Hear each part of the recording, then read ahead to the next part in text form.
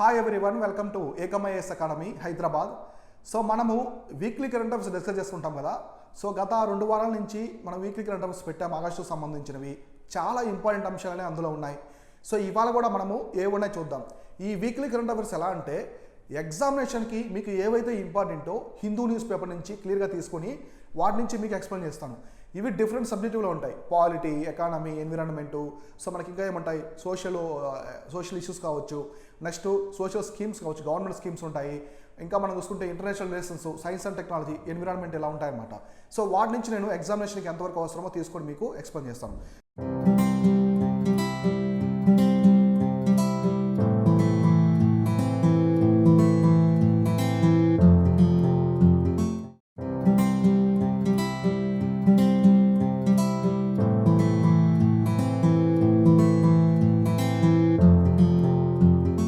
ఇవాళ మనం చూస్తే సో వీక్లీ కరెంట్ అఫైర్స్లో ఫస్ట్ వన్ వచ్చేసి ఏముందంటే ఇవాళ వచ్చి మనకి so Maharashtra declares the Dahi Handi as a official sport అనమాట.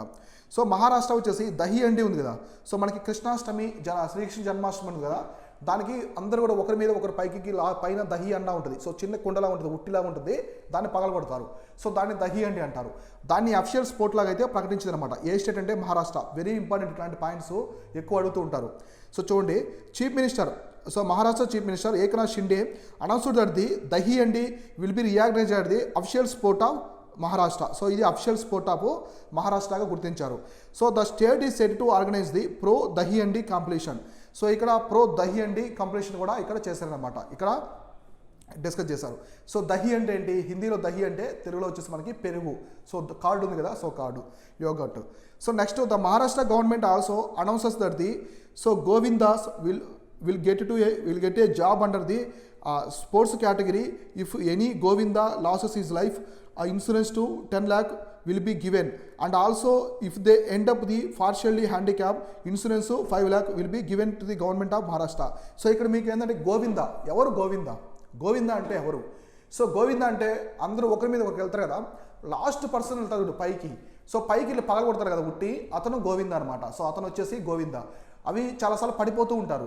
ఇక్కడ ఏం చెప్పారంటే ఒకవేళ ఆ గోవిందాస్, అతను వచ్చేసి గోవిందాస్ అంటారు. ఆ పైకి వెళ్ళి ఉట్టిని పగలగొట్టే పర్సన్ వచ్చి గోవిందాస్ అంటారు. ఒకవేళ అతను కానీ చనిపోతే 10 lakhs అనేది గవర్నమెంట్ ప్రొవైడ్ చేస్తుంది ఎక్స్గ్రేషియా కింద. నెక్స్ట్ పార్షియల్లీ హ్యాండిక్రాఫ్ట్ అయితే 5 lakh వరకు ఇస్తుందని చెప్పేసి గవర్నమెంట్ అయితే అనౌన్స్ చేసింది అనమాట, మహారాష్ట్ర గవర్నమెంట్. ఇంకా the decision was taken as a many cities of Maharashtra celebrate the Dahi Handi as a adventurous sport. So ఇది ఒక అడ్వెంచరస్ స్పోర్ట్స్, ఎందుకంటే కింద పడ్డారంటే మొత్తం చాలామంది ఒక్కసారి పడిపోతారు కాబట్టి చనిపోవచ్చు, పార్షియల్లీ హ్యాండిక్యాప్డ్ కావచ్చు, దెబ్బలు తగలవచ్చు, అంటే ఇంజూర్ కావచ్చు, అట్లాంటివి ఉంటాయన్నమాట. So Dahi Handi is a ritual when the devotees of lord Krishna create the makhan chori or a butter stealing act. So it is one of the mischievous story of the Krishna's childhood. So it known as the Gopala Kala. So Gopala కళ అని పిలుస్తాడనమాట. So మనకి ద్వాపర యుగంలో శ్రీకృష్ణుడు వెన్న దొంగ అని పిలిచేవాళ్ళు. So వెన్న దొంగ అంటే ఉట్టిల మీద, సో మహిళలు ఉంటారు కదా ఇళ్లలో వచ్చి, సో వాళ్ళు ఉట్టి ఉంటుంది అనమాట. సో ఉట్టి దారంతో కట్టుంటారా, దాంట్లో కుండ పెట్టి పెరుగు, నెయ్యి అని ఉంటాయి, వెన్న ఉంటాయి. సో శ్రీకృష్ణుడు వాళ్ళ మిత్రులతో ఏం చేసామంటే దొంగతనంగా వాళ్ళ ఇంట్లో లేనప్పుడు వెళ్ళేసి అదంతా కొల్లగొట్టి తినేసేవాడు అనమాట. సో దొంగతనంగా దాన్ని ఇక్కడ ఒక కళలాగా చేస్తారు, దాన్ని గోపాల కళ అంటారు. సో దాని అయితే మహారాష్ట్ర దాన్ని గోపాల కళ పిలుస్తారు. So it is observed on the next day of the Krishna Janmashtami. మనకి శ్రీకృష్ణ జన్మాష్టమి ఉంది కదా, దానికి తర్వాత రోజు ఈ ఉట్టి అనేది జరుగుతుంది అనమాట. సో ఈ విధంగా అయితే ఉంటుంది. ఇది ఒకటి ఇంపార్టెంట్ గుర్తుపెట్టుకోండి. సో మహారాష్ట్ర దహీ అనేదాన్ని అఫిషియల్ స్పోర్ట్గా ప్రకటించింది, యూపీ కాదు మహారాష్ట్ర. సో నెక్స్ట్ వచ్చేసి IAF participate the in exercise pitch black 2022 in the Australia. So మనకి ఎక్సర్సైజ్ పిచ్ బ్లాక్ అనమాట, joint military exercise between the India and Australia. చూద్దాం. And Indian air force, so military కాదు ఇది, Indian air force సంబంధించింది. ఇక్కడ joint military exercise ఉంటాయి, joint air exercise ఉంటాయి, joint naval exercise కూడా జరుగుతూ ఉంటాయి 3. ఇది వచ్చేసి మనకి ఎయిర్ ఫోర్స్ సంబంధించింది. So India's air force contingent has reached the Australia for participating the exercise pitch black 2022 scheduled from the 19th August 2022 to 8 September in the Darwin. So Darwin ఐలాండ్లో వచ్చేసి డార్విన్లో, ఆస్ట్రేలియాలోని డార్విన్లో ఇది జరుగుతుంది అనమాట పిచ్ బ్లాక్ అనేది. సో పిచ్ బ్లాక్ అనేది ఎక్సర్సైజ్ పిచ్ బ్లాక్ అనేది between India and Australia air forces. This is a biannual అంటే 2 సంవత్సరాలకు ఒకసారి జరుగుతుంది. So multinational excise hosted by the royal Australian air force. It will focus on the large force and warfare. This latest సెట్స్ని conducting 2018. So last time 2018లో జరిగింది, ఇప్పుడు వచ్చేసి 2022లో జరుగుతుంది. బైయాన్యువల్ 2 yearsకి ఒకసారి జరుగుతుంది, కాకపోతే కోవిడ్ పాండమిక్ వల్ల జరగలేదన్నమాట. So 2020 edition exercise cancelled due to the COVID-19 pandemic. So this years will be see participation of the 100 aircraft and 2,500 military personnel for various forces. So 2 దేశాల నుంచి మొత్తం 100 ఎయిర్ క్రాఫ్ట్స్ ఉంటాయన్నమాట, ఫైటర్ జెట్స్ ఉంటాయి కదా, అవి మొత్తం 2,500 మంది మిలిటరీ పర్సన్స్ పాల్గొంటారు. The IF contingent led by the group captain so YPS Negi comprise the 100 air warriors deployed our the Sukhoi 4 Sukhoi 30 MK fighters 2 C-15 C-17 aircrafts అని India తరపున వెళ్ళారనమాట. సో ఇండియా తరపున వచ్చేసి 100 ఎయిర్ వారియర్స్ వెళ్ళారు, అలానే ఇంకా వచ్చేసి 4 సుఖోయి M-30 ఫైటర్ జెట్స్ వెళ్ళాయి. Next 2 C-15 C-17 aircrafts కూడా పాల్గొన్నాయి అనమాట.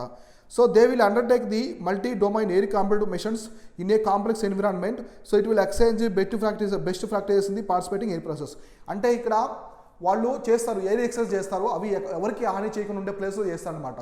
సో గుర్తుపెట్టుకోండి, ఎక్సైజ్ పిచ్ బ్లాక్ అనేది ఆస్ట్రేలియాకి ఇండియాకి సంబంధించిన ఎయిర్ ఎక్సైజ్ అనమాట. ఇప్పుడు ప్రెజెంట్ ఆస్ట్రేలియన్ డార్విన్లో జరుగుతుంది. ఇంకోటి వచ్చి స్టేట్మెంట్ పరంగా బయాన్యువల్ అంటే 2 yearsకి ఒకసారి ఇది జరుగుతుంది అనమాట. సో నెక్స్ట్ ఏముందో చూద్దాం. సో నెక్స్ట్ వీక్లీ కరెంట్ అఫైర్స్లో ఏమున్నాయో చూద్దాం. నెక్స్ట్ వచ్చేసి 17th Pravasi Bharatiya Divas 2023 held Indore in January next year. So 2023 జనవరిలో ఇండోర్లో జరుగుతుందన్నమాట ప్రవాసీ భారతీయ దివాసు. సో ఇదేంటో చూద్దాం. So Pravasi Bharatiya Divas 2023 will be held in Indore in January next year. మధ్యప్రదేశ్లో ఇండోర్లో జరుగుతుంది. External affairs ministry. సో ఎవరు కండక్ట్ చేస్తారంటే ఇది మినిస్ట్రీ ఆఫ్ ఎక్స్టర్నల్ అఫైర్స్, అంటే మనకి విదేశీ వ్యవహారాల శాఖ మంత్రి చేస్తారనమాట. So spokes person Arvindam Bagchi in a tweet said the Secretary, Consulate Passport and Visa Vision, Ais Savid, Chief Secretary of Madhya Pradesh, Iqbal Sangh Bains signed the Memorandum of Understanding, Pravasi Bharatiya Divas, on the occasion of Madhya Pradesh Chief Minister Shivraj Singh Chauhan also present. So వీళ్ళందరూ దీని గురించి అయితే discuss చేసుకున్నారన్నమాట. So Madhya Pradesh chief జస్టిస్గా మనకి CS కావచ్చు, Madhya Pradesh chief minister, next ministry of external affairs సంబంధించిన representatives అందరూ కూడా discuss చేసుకున్నారు. సో ప్రవాసీ భారతీయ దివాస్ సెలబ్రేట్ అనేది 19th జనవరి. సో 19th జనవరి రోజు జరుపుకుంటారు. ప్రవాసీ భారతీయ దివాస్ అనేది జనవరి 9th జరుపుకుంటారు. ఎందుకంటే contribution overseas Indian community to development India, అంటే ఇండియా తరపున వెళ్ళి ఇండియా ఒరిజిన్కి సంబంధించిన వాళ్ళు బయట దేశాల్లో ఉంటారు కదా, వాళ్ళు ఇండియా డెవలప్ గురించి ఏ విధంగా ఆలోచించడం, వాళ్ళ గురించి ఒక సమ్మిట్లో అందరూ మీట్ అయ్యి గెట్ టుగెదర్లా జరుగుతుందన్నమాట. So also commemorates the return of Mahatma Gandhi from South Africa అంది January 1915.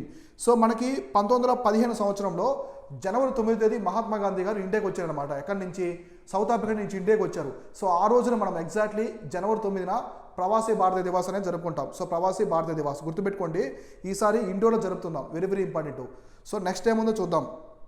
So next current affairs వచ్చేసి, so India's oil demand rise to 7.7% in 2022, fastest growing in the world. So OPEC చెప్తుందన్నమాట. ఓపెక్ ఉంది కదా, so oil export and petroleum exporting countries చెప్తుందన్నమాట. So ఇక్కడ India's oil demand అనేది పెరుగుతుందని చెప్తున్నారు. చూడండి, so India's demand for petroleum products like petrol, diesel will grow 7.73% in 2022, the fastest place in the world. So 2022లో 7.73% demand పెరిగిందనమాట ఇండియాలో పెట్రోల్కి, డీజిల్కి. ఇది ప్రపంచంలోనే అతిపెద్ద వేగంగా ఫాస్టెస్ట్ అని చెప్తున్నారు. So India's oil demand remained healthy at the 0.7% million barrels for the day. So మన ఇండియాలో 0.7 మిలియన్ బ్యారల్స్ అనేది పర్ డే అనేది జరుగుతుందన్నమాట. సో వినియోగిస్తున్నారు consumers. About 6% growth year on year growth. So 60% year on year growth in the June after the and annual growth of 0.8 million barrel for in the May. So ఈ విధంగా మనకి year on year గ్రోత్లో 16% అనేది పెరుగుతూ ఉంది ఏది oil demand అనేది. ఇంకా oil demand in India supported by the rising momentum of the economic activities. So main economic activities అనేవి పెరుగుతున్నాయి కాబట్టి దానికి సంబంధించి ఆయిల్ కూడా అవసరం కాబట్టి ఆయిల్ డిమాండ్ కూడా పెరుగుతుందని చెప్తున్నారు. As the economic reopening continued amid the is of COVID-19 restrictions in India.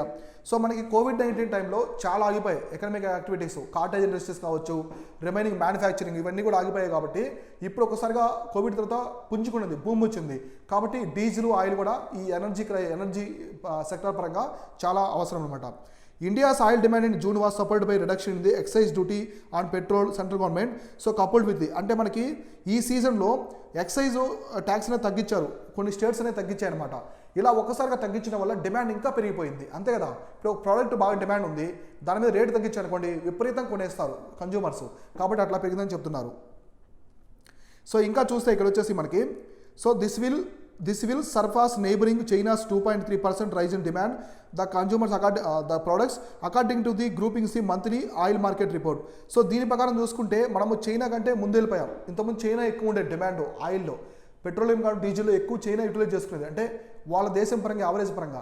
ఇప్పుడు చైనా కంటే మనం ముందుకు వెళ్ళిపోయాం, ఒక్కసారిగా భూమి అందుకుంది కాబట్టి ఇండస్ట్రీస్ అన్ని.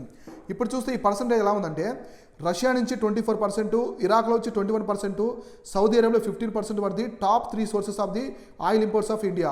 ఇప్పుడు చూడండి ఇది మారిపోయింది. ఇంతకుముందు ఏమన్నది మనకి ఫస్ట్ ప్లేస్లో ఇరాక్ ఉన్నది.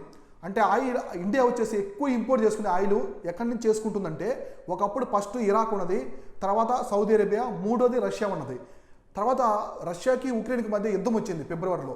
యుద్ధం వచ్చిన తర్వాత ఏమైందంటే రష్యా యుద్ధం చేయడం వల్ల మిగతా యూరోపియన్ దేశాలు ఏ దేశాలు కూడా రష్యా నుంచి ఆయిల్ కొనలేదు. కాబట్టి రష్యన్ కంపెనీస్ ఆయిల్ కంపెనీస్కి నష్టం వస్తుంది కదా. ఇప్పుడు ఏం చేసిందంటే రష్యా డిస్కౌంట్లో ఆయిల్ ఇచ్చేసింది, అన్ని దేశాలకి డిస్కౌంట్లో ఇచ్చింది. కాకపోతే ఇండియా ముందుకు వచ్చి డిస్కౌంట్లో ఆయిల్ ఎక్కువ ఉంటుందన్నమాట. సో ఇండియాకి కావాల్సినంత ఆయిల్ ఎక్కువ కొనేస్తుంది అక్కడ. కాబట్టి ఏమైందంటే రష్యా సెకండ్ ప్లేస్కి వచ్చేసింది, సౌదీ అరేబియాని క్రాస్ చేసి సౌదీ అరేబియాని మూడో ప్లేస్కి నెట్టి సెకండ్ ప్లేస్కి వచ్చింది. ఇంకా డిస్కౌంట్లో ఇవ్వడం వల్ల ఇండియన్ వచ్చేసి ఎక్కువ ఆయిల్ కొంటుంది. కొండ వల్ల ఏమైంది, ఇప్పుడు రష్యా ఫస్ట్ ప్లేస్కి వచ్చింది. ఇప్పుడు ఇండియా ఇంపోర్ట్ చేసుకునే ఆయిల్లో ఇండియా బిగ్గెస్ట్ ఎక్స్పోర్టర్ ఏంటంటే ఆయిల్లో వచ్చేసి రష్యా.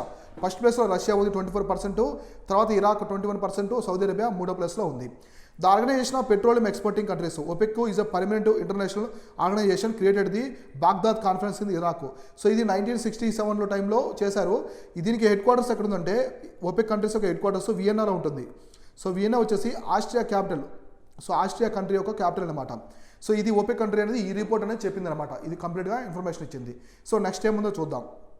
సో ఇక్కడ చూడండి కొన్ని కంట్రీస్ ఉన్నాయి. ఇది 1960లో పెట్టారు, 1960 కాదు 60లో పెట్టారు. Iraq, Kuwait, Saudi Arabia, Venezuela ఇవన్నీ కూడా ఫౌండింగ్ మెంబర్స్ అనమాట. So it's initially had head quarters in Geneva. ఒకప్పుడు జెనీవాలో ఉండేది. OPEC కంట్రీస్ యొక్క హెడ్ క్వార్టర్స్ జెనీవా, స్విట్జర్లాండ్లో ఉండేది. స్విట్జర్లాండ్ అనేది ఆయిల్ ఎక్స్పోర్టింగ్ కంట్రీ కాదు, కాకపోతే అన్ని హెడ్ క్వార్టర్స్ అక్కడే ఉంటాయి ఎక్కువ, కాబట్టి అక్కడ ఉన్నది. కాకపోతే ఇది మూవ్ టు ది వియన్నా. తర్వాత దీన్ని ఆస్ట్రియా కంట్రీలో ఉండే క్యాపిటల్ ఉంది కదా వియన్నాకి మూవ్ చేశారు. ఇది ఒకటి. సో నెక్స్ట్ ఇంకోటి ఇంపార్టెంట్ ఏంటంటే ఇక్కడ వచ్చేసి current affairs. First 3D printed human cornea developed in India developed by the LVPI, CCMB and IIT Hyderabad. అంటే మనకి కంటి లోపల కార్నియా ఉంటుంది కదా, దాన్ని 3D ప్రింటింగ్ ద్వారా తయారు చేశారనమాట. ఫస్ట్ టైం ఇండియాలో 3D ప్రింటింగ్ ద్వారా తయారు చేశారు. ఏంటో చూద్దాం. So researchers in Hyderabad have successfully 3D printed artificial corona, 3D printed human cornea and placed it rabbit eye for the first time in India. అంటే ఆ కార్నియా తయారు చేసి సో దీన్ని రాబిట్ అంటే కుందేలు యొక్క కంటిలో పెట్టి టెస్ట్ చేస్తారు, సక్సెస్ఫుల్ అయింది, విజయవంతమైంది అనమాట. సో ఈ 3D printed human cornea made from the human donor. అంటే మనకి హ్యూమన్ చనిపోయిన తర్వాత హ్యూమన్ నుంచి కార్నియా తీస్తారు కదా, సో తీసిన తర్వాత దాని టిష్యూ నుంచి తయారు చేస్తారు అనమాట 3D ప్రింటింగ్ ద్వారా. సో దీన్ని రీసెర్చర్స్ డెవలప్ చేస్తారు. ఎవరంటే LV Prasad I institute. So Hyderabad LV Prasad అని ప్రపంచంలో one of the famous I institute అనమాట. సో మనకి హైదరాబాద్లో ఉంటుంది LV ప్రసాద్ ఐ ఇన్స్టిట్యూట్ ఒకటి, Indian institute of technology. So మనకి IIT Hyderabad, centre for cellular and molecular MB, దీని హెడ్ క్వార్టర్స్ హైదరాబాద్లో ఉంటుంది, CCMB. ఈ 3 ఆర్గనైజేషన్స్ కలిపి దీన్ని అయితే తయారు చేశాయి. అంటే హ్యూమన్ కార్నియా టిష్యూ నుంచి ఈ 3D ప్రింటింగ్తో తయారు చేసి దాన్ని కుందేలు కంటిలో పెట్టి ర్యాబిట్ ఐలో పెట్టి సక్సెస్ఫుల్గా విజయవంతమైంది అనమాట. ఇంకా the product 3D printed human cornea was created locally with the support from the government philanthropic organisations. So ఎలాంటి ఇంటర్నేషనల్ సపోర్ట్ తీసుకోలేదు, అంటే అంతర్జాతీయంగా మనం ఎలాంటి సపోర్ట్ తీసుకోకుండా ఇండిజినస్గానే మన స్వదేశీ పరిజ్ఞానంతో దీని అయితే డెవలప్ చేశారు. So it is entirely natural, free, synthetic ingredients, safe of patients to use. దీనిలో ఎలాంటి కెమికల్కి సంబంధించినవి కావచ్చు, సింథటిక్ మెటీరియల్స్ అనేవి యూజ్ చేయలేదన్నమాట. దీన్ని న్యాచురల్గా తయారు చేస్తారు. ఎక్కడ హ్యూమన్ కార్నియా టిష్యూ నుంచి తయారు చేస్తారు అనమాట. కాబట్టి ఇది కంప్లీట్గా వచ్చేసి ఇక్కడ న్యాచురల్ అనమాట, న్యాచురల్. సో ఇంకా ఏం చెప్తున్నారంటే దీనికి సంబంధించి, సో ఈ ఐకి సంబంధించి ఏం చెప్తున్నారంటే the hydrogel served as the foundation material for the 3D printing human cornea. So hydrogen gel అనమాట. ఇక్కడ హైడ్రోజెల్ని యూజ్ చేసి ఈ 3D ప్రింటింగ్ కార్నియా అయితే తయారు చేస్తారనమాట. గుర్తుపెట్టుకోండి, 3D ప్రింటింగ్ బాగా న్యూస్లో ఉంది, చాలా ఇంపార్టెంట్ మెయిన్స్ పరంగా సైన్స్ అండ్ టెక్నాలజీలో. సో 3D ప్రింటింగ్ ద్వారా హ్యూమన్ ఆర్ట్ను తయారు చేస్తారు. సో హ్యూమన్ అవయవాల్ని, సో గన్స్, చాలా అన్ని ఒక ఇంటిని కూడా తయారు చేస్తారు అనమాట 3D ప్రింటింగ్ ద్వారా. బాగా న్యూస్లో ఉంది, చూడండి. So the 3D printed human cornea is a biocompatible, natural, free any animal bioproducts because it made from the component derived from the human corneal tissue. దీని వచ్చేసి వీళ్ళు హ్యూమన్ కార్నియా నుంచి తయారు చేస్తారు కాబట్టి దీంట్లో ఎలాంటి కెమికల్స్, సింథటిక్ మెటీరియల్స్ యూజ్ చేయలేదు కాబట్టి ఇది కంప్లీట్గా సేఫ్ అని చెప్తున్నారు. ఇంకా leading research from the LVPI, doctor Sharan Basu, doctor Vivek Singh started the 3D printing human cornea, mighty game changing, so revolution innovation in the treatment condition in the keratoconus and corneal scarring. So ఈ రెండు మధ్య problem లేకుండా చేస్తుంది. దీన్ని ఇంకా వీళ్ళు ఆర్మీలో కూడా యూటిలైజ్ చేసుకోవచ్చు, ఆర్మీలో కూడా దీన్ని యూజ్ చేసుకోవచ్చు. అంటే ఆర్మీలో దీని ద్వారా కార్నియా ద్వారా మంచిగా విజన్ ఉంటుంది. సో కలర్స్ని కావచ్చు, మొత్తం శత్రువుని ఈజీగా ఐడెంటిఫై చేయొచ్చు అని చెప్పేసి చెప్తున్నారు. దీన్ని ఆర్మీలో కూడా యూటిలైజ్ చేసేసి దీన్ని చెప్తున్నారు అనమాట. సో నెక్స్ట్ ఏముందో కరెంట్ ఈవెంట్స్ చూద్దాం. సో ఇది UK important. So UK becomes world first country to approve the vaccines against both Omicron and variant Covid strain. అంటే ఇప్పటి వరకు COVID-19కి అయితే వ్యాక్సిన్ ఇచ్చారు కానీ అన్ని దేశాలు, ఓమిక్రాన్ వేరియంట్కి సపరేట్గా ఎవరైతే వ్యాక్సిన్ అనేది ఇవ్వలేరన్నమాట. సో మొట్టమొదటి కంట్రీ వచ్చేసి యూకే ఏంటంటే మనకి యునైటెడ్ కింగ్డమ్ అనమాట, Britain. So UK become the world first country to approve the COVID-19 vaccine for the both Omicron variant, original corona virus strain. అందరూ కూడా దీనికి ఇచ్చారు. ఇప్పుడు కోవాక్సిన్ కావచ్చు, కోవాక్సిన్ అంటే కోవిషీల్డ్, సో ఇంకా స్పుత్నిక్ V5 అట్లా అన్నీ ఉంటాయి కదా. సో ఇవన్నీ ఏంటంటే మామూలుగా ఒరిజినల్ కరోనా వైరస్ స్ట్రెయిన్కి అయితే ఇచ్చారు కానీ ఇట్లా ఓమిక్రాన్ వేరియంట్కి సపరేట్గా ఇవ్వలేదు. కానీ యూకే ఏం చేసిందంటే కంప్లీట్గా, సో డ్రగ్ మేకర్ మోడర్నా ఉంది కదా, సో ఇది యూకేకి సంబంధించిన Moderna drug maker, US drug maker ఉంది కదా Moderna. The bivalent vaccine has been made by the, so US drug maker తయారు చేసింది. దీని వచ్చేసి యూకే ఇచ్చింది అనమాట, మొట్టమొదటిసారి యూకే అయితే ఇచ్చింది. సో ఇంకా మనం డిస్కస్ చేస్తే దీని గురించి ఏమున్నాయంటే పాయింట్స్. సో చూడండి ఇక్కడ, the updated version of the COVID-19 vaccine made by the Moderna that targets the 2 corona variants, so bivalent vaccine, approved the adult boosters medicine healthcare products regulatory MHRA after it found the UK regulator stay the standard UK government. అంటే ఏం చెప్తుందంటే ఇది bivalent vaccine అంటే దీని అర్థం ఏంటంటే కంప్లీట్గా ఇది మెయిన్ కోవిడ్ వైరస్కి ఇస్తుంది అలానే దానికి సంబంధించిన ఓమిక్రాన్ వేరియంట్కి కూడా ఇది పనిచేస్తుంది అనమాట. ఇలా ఇదే మొదటిసారి ప్రపంచంలోనే చెప్తున్నారు. So the medicine health care products regulatory authority MHRA said in the statement hit had approved the vaccine for adult booster dose after the pound me to the US regulatory. అంటే అడల్ట్స్కి అనమాట. సో ఇది వచ్చేసి మనకి adults 18+ years ఉంటారు కదా, so అడల్ట్స్కి ఈ vaccine అయితే ఇవ్వాలని చూస్తున్నారు. 18 to 19 years వరకు అడల్ట్స్కి ఈ వ్యాక్సిన్ అయితే ఇవ్వాలని చెప్పేసి యూకే సంబంధించిన ఆ సంస్థ ఉంది కదా, so medicine and health care products regulatory agency MHRA agency కూడా అప్రూవ్ చేసిందనమాట. సో గుర్తుపెట్టుకోండి, ఓమిక్రాన్ వేరియంట్కి కోవిడ్ మెయిన్ స్ట్రెయిన్కి వ్యాక్సిన్ ఇచ్చిన ఒకే ఒక కంట్రీ, ఫస్ట్ కంట్రీ ప్రపంచంలోనే యూకే అనమాట. సో తర్వాత ఇది ఒకటి ఇంపార్టెంట్. తర్వాత event golden joint of the world highest railway bridge included in Jammu and Kashmir. So Jammu and కాశ్మీర్లో ప్రపంచంలోనే అత్యంత ఎత్తైన రైల్వే బ్రిడ్జ్ నిర్మించాలన్నమాట. సో ఇదంతా చూద్దాం. The golden joint of world highest railway bridge river Chenab. గుర్తుపెట్టుకోండి, ఇది చీనాబ్ రివర్ మీద కట్టారనమాట ఈ బ్రిడ్జ్ అనేది. సో 2 పర్వతాల మధ్య ఇలా కట్టారనమాట. సో ఇలా కట్టారు. So very important. సో చాలా ఇంపార్టెంట్ బ్రిడ్జ్ అనమాట ఇది. సో 2 పర్వతాల మధ్య కట్టారు జమ్మూ అండ్ కాశ్మీర్లో. ఇది చీనాబ్ రివర్ మీద కట్టారనమాట. సో ఇంకా దీని గురించి డిస్కస్ చేస్తే మనం వచ్చేసి ఇక్కడ చూడండి ఏం చెప్పారు. ఇంకా for the first time ever since in independence Srinagar will link to the rest of India and the over neck the world's highest railway bridge cable bridge river Chenab. This bridge 35 meters hire than the Eiffel tower. ఇది ఎంత ఎత్తైన bridge అంటే Eiffel tower కంటే కూడా 35 meters ఎత్తుందనమాట. ఇంకా so 35 meters Eiffel tower ఉంది కదా ప్యారిస్లో ఉండే ఈఫిల్ టవర్ కంటే ఎత్తున్నదనమాట. 35 meters ఇంకా ఎత్తులో ఉంటుంది. ఇది ఎగ్జాక్ట్గా శ్రీనగర్ని మన మెయిన్ ల్యాండ్ ఇండియా ఉంది కదా, సో కలుపుతుంది అనమాట. ఇండియాతో కలుపుతుంది, అంటే మెయిన్ ల్యాండ్ ఇండియాతో కలుపుతుంది.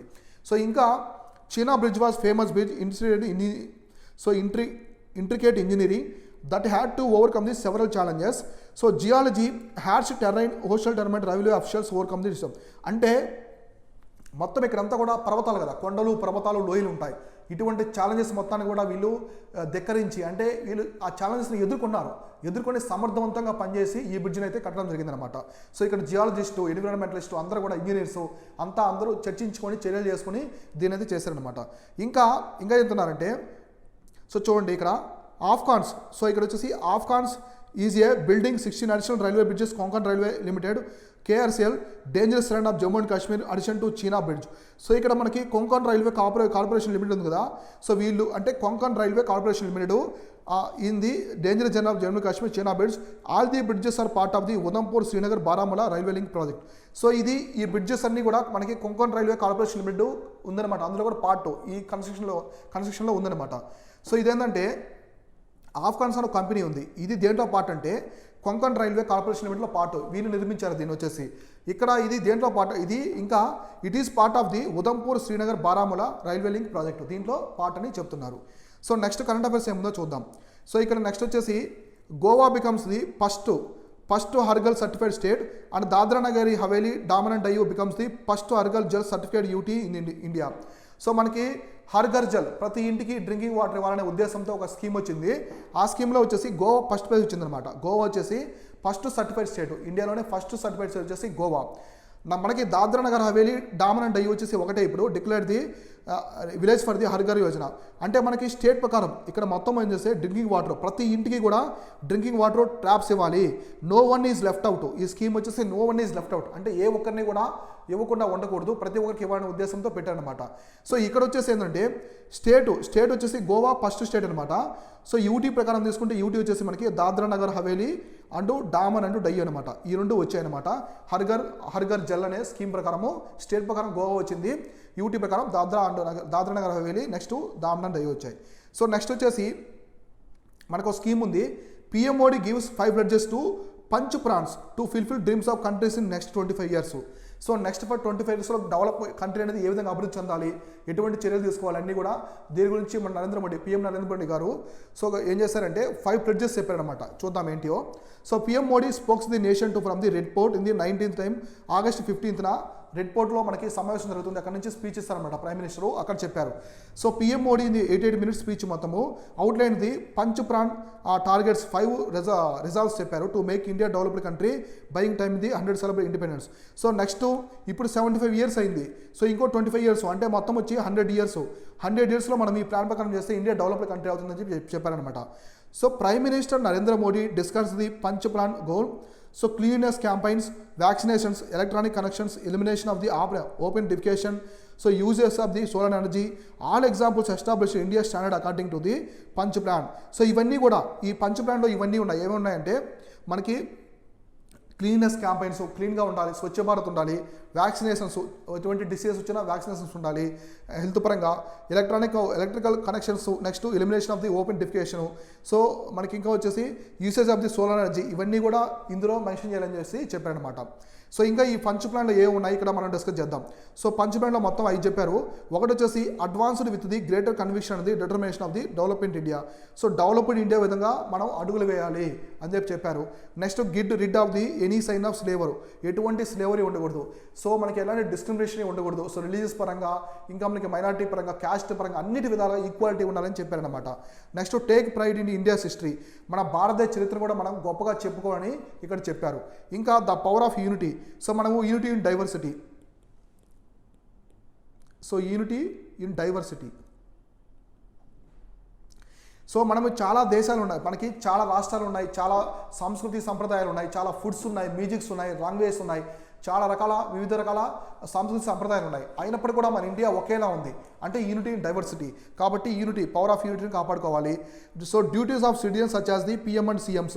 సో ప్రతి ఒక్కరు చీఫ్ మినిస్టర్ కావచ్చు, prime minister, chief ministers, state chief minister అందరూ కూడా మన సిటిజన్స్, పౌరుల యొక్క బాధ్యతల్ని నిర్వర్తించే విధంగా చర్యలు తీసుకోవాలని చెప్పేసి ఇక్కడ చెప్పారనమాట. ఇవి ఇంపార్టెంట్. పంచ్ ప్లాన్ ఏమని చెప్పారో చూసుకోండి.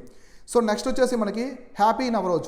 సో ఈ వీక్లీ సమ్మరీ వచ్చేసి లాస్ట్ కరెంట్ ఈవెంట్, చాలా చాలా ఇంపార్టెంట్. సో నవరోజ్ అనేది మనకి 16th ఆగస్టున జరుపుకున్నారనమాట. సో ఇది షెహనాయి క్యాలెండర్, మనకి షెన్సాయి క్యాలెండర్ అని జరుగుతుందన్నమాట. ఇది ఎక్కడి నుంచి వచ్చిందంటే జంషెడ్జీ నవరోజ్ అని పిలుస్తారు దీని వచ్చేసి. So joyous occasion of the Parsis all over the world. ఇది పార్సీ కమ్యూనిటీకి సంబంధించింది. మామూలుగా మనకి ఇరాన్లో జరుపుకుంటారు. ఇరాన్లో ఒకప్పుడు మనకి ఇరాన్లో 98% ఒకప్పుడు పార్సీసే ఉన్నారు, 1% మాత్రమే ఇస్లాం ఉన్నారు. సో తర్వాత ఏమైందంటే అలా ఇస్లాం అనేది వ్యాప్తి చెందింది, ఎక్కువ వ్యాప్తి చెంది పార్సీస్ అనేది తగ్గిపోయింది. ఆల్మోస్ట్ పార్సీస్ మొత్తం వెళ్ళిపోయారు, వేరే దేశాలకు మైగ్రేట్ అయిపోయారు. ఎక్కడికి వచ్చారంటే వాళ్ళు ఎక్కువ ఇండియాకి వచ్చారనమాట. మనకి టాటాస్ ఉన్నారు కదా, జంషెడ్జీ టాటా, రతన్ టాటా, వీళ్ళందరూ కూడా పార్సీస్. సో నవరోజ్ అనేది పార్సీ కమ్యూనిటీ యొక్క న్యూ ఇయర్, సో నూతన సంవత్సరం అనమాట. సో దాన్ని షహనాయి క్యాలెండర్ అంటారు. The term Navroz is combination of the Persian word now and రోజు. నవ్ అంటే ఏంటి, కొత్తదనం అని అర్థము, రోజు అంటే డే అని, కొత్త రోజు అని. It signifies the first day of the new year and also believe to be the day that Persian king Jamshed ascribed the throne. అంటే జంషెడ్ అంటే పార్సీ కింగ్ అంటే పర్షియన్ కింగ్ జంషెడ్ అనమాట, ఆయన సింహాసనం అధిష్ఠించిన రోజు అనమాట. కాబట్టి ఆ రోజు నుంచి దాన్ని నవరోజ్ అని జరుపుకుంటారు. So the lavish feast is concepted Parsi new year comprising the many delightful dishes. Though it have the collaborated wonderful list of the dishes. So much have the Navroz student. So ఈ రోజున వాళ్ళు చాలా డిషెస్ చేస్తారు, అంటే చాలా ఆహారాలు వంటకాలు చేస్తారనమాట. ఆ రోజు డిఫరెంట్ ఐటమ్స్ అన్ని చేసుకునే వాళ్ళు ఆ రోజు ఫెస్టివల్ని చాలా గొప్పగా సెలబ్రేట్ చేసుకుంటారు. సో మనకి ఢిల్లీ సుల్తాన్లో బాల్బన్ ఉన్నారు కదా, స్లేవ్ దినస్తికి సంబంధించిన బాల్బన్ ఢిల్లీ సుల్తాన్లో, ఈయన టైంలో కూడా నవరోజ్ ఫెస్టివల్ జరుపుకునేవాళ్ళు. ఈయన వచ్చేసి మనకి ఢిల్లీ సుల్తాను. సో ఎవరంటే స్లేవ్ దినస్తికి సంబంధించిన ఢిల్లీ సుల్తాన్. సో ఈయన టైంలో కూడా నవరోజ్ ఫెస్టివల్ అనేది జరుపుకునేవాళ్ళు. సో ఇవన్నీ వచ్చేసి ఇవాళ మనకి వీక్లీ కరెంట్ అఫైర్స్. సో ఇవాళ మనం డైలీ కరెంట్ అఫైర్స్ చెప్పుకున్నాము, అట్లనే ఈ వీక్కి సంబంధించిన అన్ని కూడా ఇవి వీక్లీ కరెంట్ అఫైర్స్ అనమాట. సో ఇట్లనే నేను ఇంపార్టెంట్ మనకి వీక్లీ సమ్మరీస్ ఉంటాయి కదా, కరెంట్ అఫైర్స్ సమ్మరీ, ఇవన్నీ మీకు ఎగ్జామినేషన్కి ఉపయోగ విధంగా నేను ఎక్స్ప్లెయిన్ చేస్తూ ఉంటాను. ఇవన్నీ కూడా ఫాలో అవుతానండి. So thank you all.